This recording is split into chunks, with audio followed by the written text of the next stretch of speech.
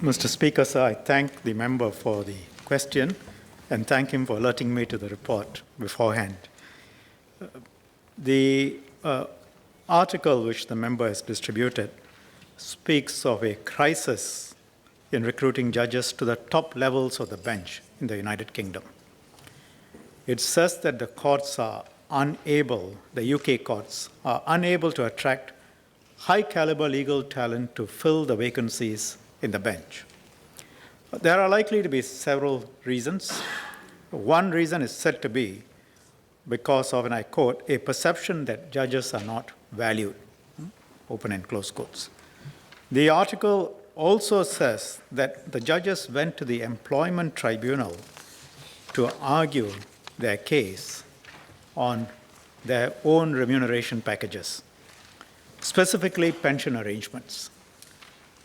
And the government is appealing against the tribunal's ruling.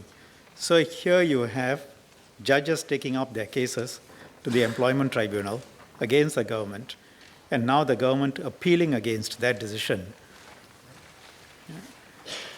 I think many of us will find this turn of events quite surprising. The UK judiciary has always been perceived as being in an exalted position, highly valued, world-class, and really beyond these sorts of squabbles.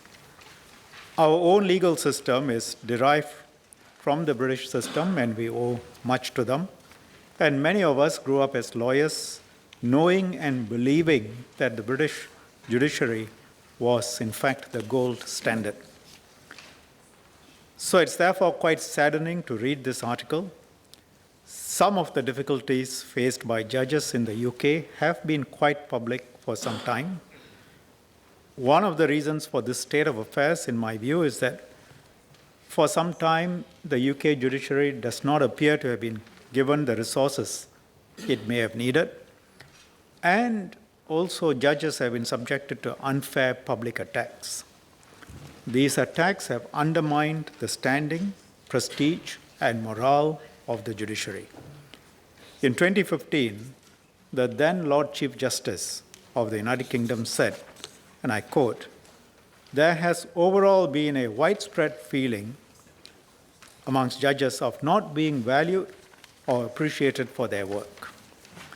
I referred members to this when we discussed the Administration of Justice Protection Act, AOJP. The results of a 2016 UK Judicial Attitude Survey published in February of last year showed that only 43% of the judges feel valued by the public. That's down from 49% in 2014, which is itself low, and only 2% feel valued by the UK government, and only 3% feel valued by the media. In fact, fully 42% of the judges stated in the survey that they would leave the judiciary if it were a viable option. This state of judicial morale in the UK owes some to the attacks on judges by the British media. With your permission, sir, I asked for a couple of articles, 2 newspaper cuttings to be distributed to members in the House. You can imagine that the standing of the judiciary in the eyes of the public does not get enhanced when these sorts of attacks are made by mass circulation media. In an earlier 2014 UK Judicial Attitude Survey, almost 2/3, 62% of all judges said members of the judiciary are respected by society less than they were 10 years ago. Half of all judges, in fact more than half, 56% of all judges see media representation of judges and public misunderstanding of the judiciary as factors driving the changes. 56% saw media representation of judges, and 59% saw public misunderstanding of the judiciary as factors which drove these changes. I also referred members to this during the AOJP debate. It is not difficult to see why, when you have newspaper headlines labeled labeling judges as enemies of the people and you fools, but the courts decide in ways that the media dislikes. The internet, social media in particular, seems to have worsened the problem. The current Lord Chief Justice, in a press conference in December last year, said that judges are facing an increasing torrent of personal abuse online, some of which was designed to intimidate them. In the 2016 Judicial Attitude Survey I earlier cited, 15% of the respondents, the judges, said they had concerns about their own personal safety on social media. What are the lessons for us? The situation we have in Singapore is slightly different. In a survey conducted by my ministry in late 2015 on how Singaporeans view the courts, 92% said they had trust and confidence in our legal system. And 96% agreed that Singapore was governed by rule of law. In fact, you see these sorts of surveys across the system, whether it's, I'm particularly aware of police and courts and the legal system. They're all at about 90% or above in terms of trust. A state courts survey, a user survey that same year found that 95% of users of our courts had confidence in the fair and effective administration of justice by the state courts.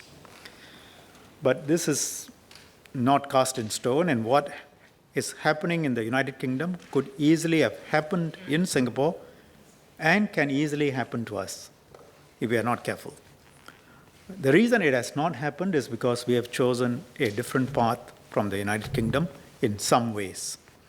First, there is a considerable difference between the United Kingdom and Singapore in our respective approaches to remuneration of judges. I think the article says that the senior judge could get about a US 181,000 pounds sterling, which I think equates to something slightly less than 400,000 Singapore dollars today. For us, the records are public. Top practitioners do take a pay cut when they become judges, and depending on where they were outside, it could be a significant pay cut. And some could take as much as 70-80% pay cut, but many others might take 10-20% pay cut. But in the UK, if you take a top silk earning £2 million or more, and then you see the difference on average. So the cut that our judges take is there, but it's not as steep as many other countries, including the United Kingdom. And we also seek to appoint the best people from the private and public sectors to the bench and key legal service appointments. Our Chief Justice himself was a leading practitioner who was highly regarded both in Singapore and on the international stage. And before he entered public service, or before he went on to the bench, he was Attorney General, and then he went on to head the Judiciary. So that's one aspect, remuneration. It is important, and we have to make sure that it remains such that while there is a cut, it cannot come to a stage where judges feel that they are paid so little that they don't want to take it up, which is the situation as seen in many places. Or you certainly don't want them going to employment tribunals and appealing and arguing about their own remuneration. Second, we have been clear about protecting our judiciary from abuse and contempt. When we passed AOJP in 2016, there were suggestions that we ought to, in fact, abolish the offense of scandalizing the judiciary, as the UK has done. The UK Law Commission did recommend abolition of the offense, but it noted that there was a great deal of extremely abusive online material concerning judges. It also observed that the UK judiciary had lost the deferential respect it used to enjoy and lamented that this change is one to be regretted. And since the situation was so bad, and since all the judges were being attacked online, and because the UK judiciary no longer had the deferential respect, there was little point in keeping the offense, because you can't reverse it anyway. The offense of scandalizing the judiciary was therefore of limited value in the United Kingdom, because scandalizing the courts was very common. We didn't abolish the offense.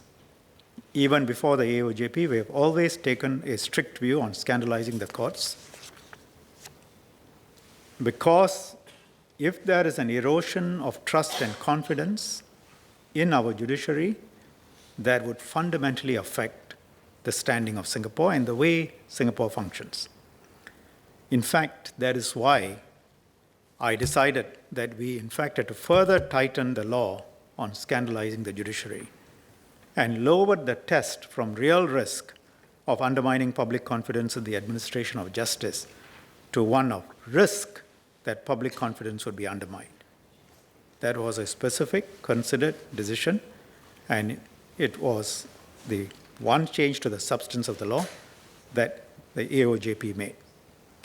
Questions were asked then in the House as well as outside. Other countries are going in the opposite direction. Why don't we follow them? My answer is a simple one. We follow other countries if it makes sense. And we frequently look at the practice of other countries, more mature societies, what is good, what will work, we are happy to take. We're not shy about that. But when it makes sense, we must also be confident in charting our own path. It's important that we are not colonized in our minds. And the test, since the AOJP has become law, has freedom of speech suffered? Have legitimate free discussions on court cases been stifled? If we were to compromise on this, the effects will not be felt this year or next year or in the next 2 years.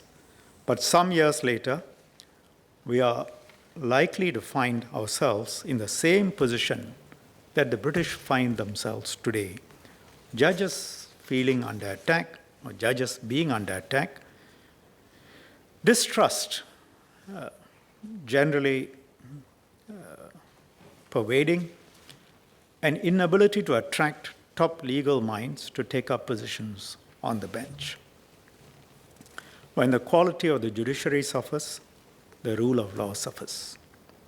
When the rule of law suffers, the country suffers. The government regards a strong and trusted judiciary as the bedrock of the rule of law. That is worth defending vigorously, and we will continue to do so through our laws and policies. Thank you, sir. Mr. Chris de Souza.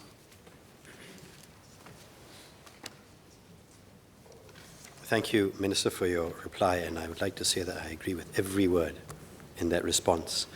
My questions are, how do we keep the public's esteem for our Singapore judiciary at a high and a continued high, such that it is important to maintain our rule of law standing as a country?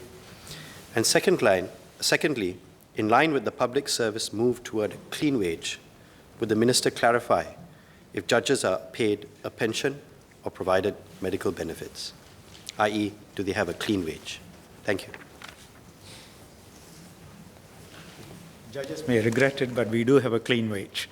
So they don't get a pension or medical benefits. Yeah. And that same goes for many other parts of the public service, including political office holders. As regards your first question, how do we keep this enhanced standing of our judiciary intact? And I would, in fact, go further. I think we have a unique window of opportunity to make sure that our judiciary is not just respected within Singapore, but if you look at the development of Asia today, the huge economic growth, And the fact that if you look around in Asia, which place really stands out as the one place that has outstanding rule of law, outstanding judges, lawyers, and where you can get your legal business done properly? I think there are only two places that will claim or will seek to claim that position. One is Hong Kong and the other is Singapore. These are the two competitors for that. And I'm not an unbiased party in this, but I believe that we are ahead. And not only that, but I believe that we are putting clear blue water between ourselves and Hong Kong in that respect for a variety of reasons. I think in Hong Kong as well, to some extent, the public attacks on the judiciary is not uncommon. And the standing of Singapore, the position of Singapore, the fact that it is seen as a neutral place that you can come to, and the fact that we have been able to make significant changes like the SICC, which is a unique value proposition across the region and for many places in the world. You get world-class judges sitting there, hearing cases, and it can be in any law, and it may have no connection to Singapore, and Singapore is a forum that they trust. So we not only should maintain the standing of the judiciary, which, as I said earlier, is not a given. We have to work hard at it. And I think that means continuing to get the best available legal talent, make sure that the standing of the judiciary is not subject to unfair attacks. I think the judgments can be subjected to any sort of criticism you want as a matter of law. You can say they've gotten their law wrong, you can say that you disagree with them, but do not ascribe personal motives. And if you believe there are improper reasons, CPIB will investigate. So we have a clear system. No one in that sense is above the law. So we need to make sure of that, and you need a government that is strong enough to make sure that it protects the standing of the judiciary. Let me give you an illustration. We had the verdict in the City Harvest case in the Court of Appeal in February. It's a decision in terms of the actual sentences that were imposed. It is quite clear that the government took the view that the sentences were not adequate. It's quite clear. We had said it even before the Court of Appeal ruled, because we had said that the High Court the sentence was not adequate, which is why the public prosecutor appealed. It was also clear that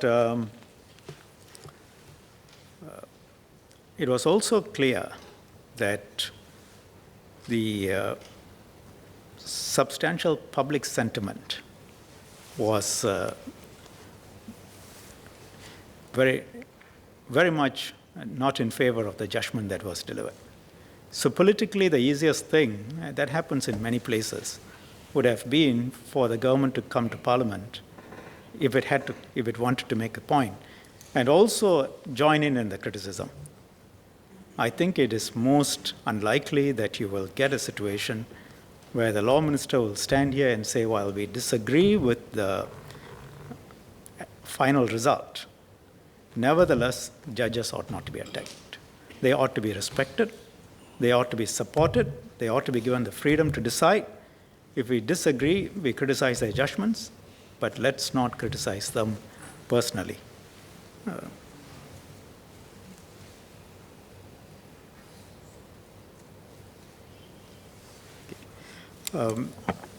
So that's very important. You need a government, and I hope this is common to